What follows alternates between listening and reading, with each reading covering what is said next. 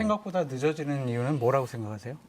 저는 확실히 장외에서 지금 좀 약간 뭐랄까요, 폭력적인 분위기라든지 이런 것들이 횡행하면서 헌법재판소에서 아까 말씀드렸던 그런 헌법 탄핵 심판은 정치 심판이기 때문에 사회 안정의 기능마저도 지금 염두에 두고 있는 게 아닌가라는 생각을 하는 거고, 저는 지금 실제로 대통령이 이번에 밖에 나오게 되면서 지금은 대통령이 기각을 노리고 좀 행보를 잠잠하게 가져가는 것 같아요. 근데 선고 이후의 대통령 행보는 또 굉장히 과격해질 수 있기 때문에 네. 헌법재판소 입장에서는 완벽 무결한 판결문을 내놔야 된다는 부담감이 더 커졌을 것이다. 그리고 탄핵이란 결과보다도 그것이 만장일치냐, 네. 아니면 혹자가 얘기하는 것처럼 뭐 7대1이냐, 이런 거에 따라서 또 국론 분열이 달라질 수 있기 때문에 최대한 만장일치를 만들어내는 과정이 있을 것이다라고 좀 추론해 봅니다. 기각 가능성에 대해서는 좀 어떻게 생각하세요? 대통령실의 분위기는 대통령께서 구속 취소되고 나서 국정의 운영의 중심은 대통령 비서실이 해야 된다라고 얘기를 하셨고, 현재 분위기를 파악을 해보니까 업무가 정상화되고 있다, 보고서도 만들고 있다, 이런 식의 좀 얘기가 흘러나오고 있거든요. 저는 뭐 저희가 탄핵이라는 것이 그렇게 자주 겪는 일이 아니다 보니까 박근혜 대통령 탄핵되실 때 그 분위기를 잊어서 저희가 이런 얘기하는 건데, 그때는 오히려 더 희망적인 분위기가 팽배했습니다. 그래서 보도에 보면은 박근혜 대통령이 해외 순방 계획까지 잡으셨다 뭐 이런 거 나오잖아요. 근데 저는 지금 윤석열 대통령에게 적용되는 혐의라는 것은 그 당시 저도 솔직히 탄핵을 놓고 과연 이런 경제 공동체나 이런 새로운 이론이 탄핵에 이를 만한 것인가? 왜냐하면 그 전에 보면은 경제 공동체보다도 뭐 아들 관련 비리, 형님 관련 비리 이런 거 많았잖아요. 그런데 그럴 때도 탄핵이 안 됐었는데 이게 탄핵돼야 되는 것이냐 설왕설래했지만은 이거는 형법에서 가장 중요하게 다루는 내란에 관한 내용입니다. 그렇기 때문에 저는 이거는 박 대통령의 사례에 비춰봤을 때 만장일치 탄핵 인용이 맞다 이렇게 봅니다. 탄핵 인용이 됐을 경우에 대한 걱정들도 사실은 많이 있습니다. 지금 밖에 있는 분위기, 광장의 분위기를 보면 지금 아직 결정이 나지 않았는데도 상당히 과격하고 헌재를 뭐 가루로 만들어야 된다 얘기도 하고 그러는데, 탄핵 인용 결정이 났을 경우에 굉장히 혼란할 텐데 이걸 수습할 책임도 사실은 정치권에 있다. 저도 그렇게 생각을 하거든요.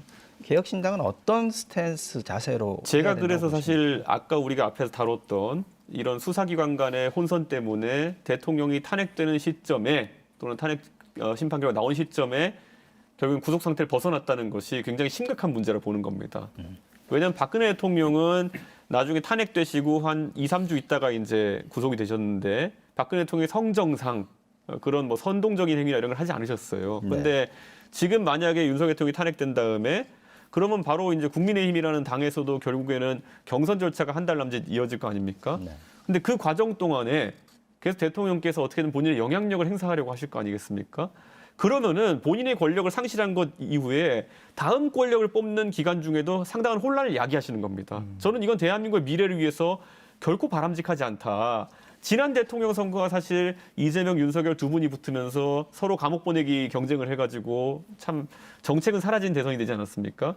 지금도 만약에 대선이 그런 형태로 윤석열 대통령의 탄핵에 대한 찬반을 로 대선이 치러진다면은 대한민국은 정말 불행한 선거 결과를 갖게 될 것이거든요. 저는 대통령께서 좀 안정을 취하셔야 되는데 그러지 않으실 분인 걸 알기 때문에 지금 되게 안타깝게 생각하고 있는 겁니다. 대통령을 좀 많이 만나보셨고 네. 성정에 대해서도 좀 잘 네. 파악을 하고 계시는 것 같은데, 탄핵 심판이 나고 난 다음에 국민의힘 대선 후보 경선이라든지 아니면은 차후에 벌어지는 전당대회에 윤석열 대통령이 본인의 정치적인 영향력을 실질적으로 반영시키고 투영시키기 위해서 노력할 것이다, 관여할 것이다, 그렇게 보세요? 전 노력하실 거라 보고요. 어떤 형식이 될까요?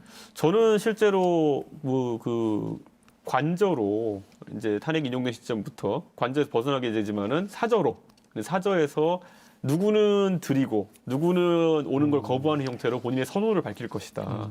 그런 생각을 합니다. 그리고 차후에 만약에 뭐 대선이 있은 다음에 국민의힘에서 만약 전당대회나 이런 것이 있을 때는 직접 현장에 출석하는 것도 가능할 것이다. 이게 저희가 심각한 게요. 박근혜 대통령의 사례를 봐도요. 지금 이제 동일 혐의로 윤석열 대통령을 구속하는 건 불가능해졌습니다. 그렇기 때문에 1심 재판이라는 건 특히 이런 내란 재판이나 이런 것들 같은 경우에는 길게는 1심이 2, 3년 갈 수도 있습니다.